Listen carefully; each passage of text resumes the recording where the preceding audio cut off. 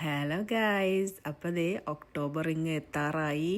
എല്ലാ സ്റ്റോറുകളിലും Halloween items ഫില്ലായി കഴിഞ്ഞു കേട്ടോ.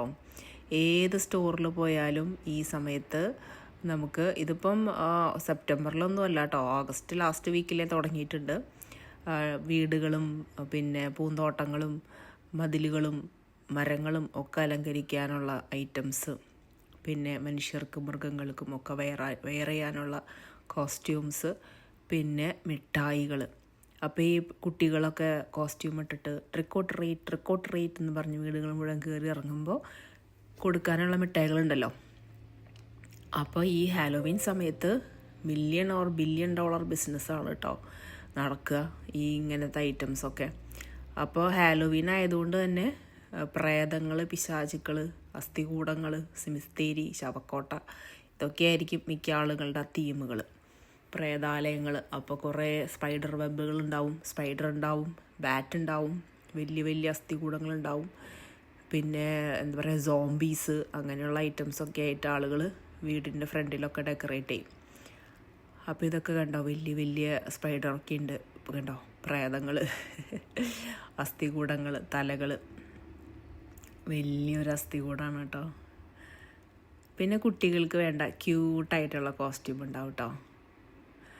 ഈ കുട്ടികൾ ട്രിക്ക് ഓർ ട്രീറ്റ് എന്ന് പറഞ്ഞ് വീടുകൾ കയറി ഇറങ്ങുമ്പോൾ കൊടുക്കാനുള്ള ചോക്ലേറ്റുകൾ ഇഷ്ടം പോലെയാണ് കേട്ടോ. അപ്പോൾ ഈ ചോക്ലേറ്റുകളുടെ പാക്കറ്റിലൊക്കെ ഹാലോവീൻ തീമായിരിക്കും കേട്ടോ.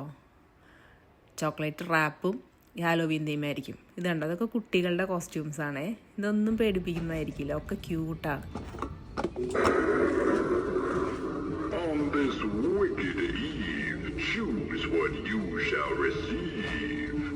Tricks or treats? I hope it's a trick.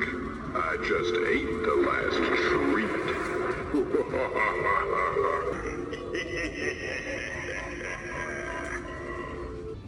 അപ്പം ഇങ്ങനെ ഇലക്ട്രിസിറ്റി വെച്ച് ഓടുന്നതും പിന്നെ എയറിൽ വീർപ്പിച്ച് നിർത്തുന്നതുമായിട്ടുള്ള പല ഡെക്കറേറ്റീവ് ഐറ്റംസ് ഉണ്ടാവേ.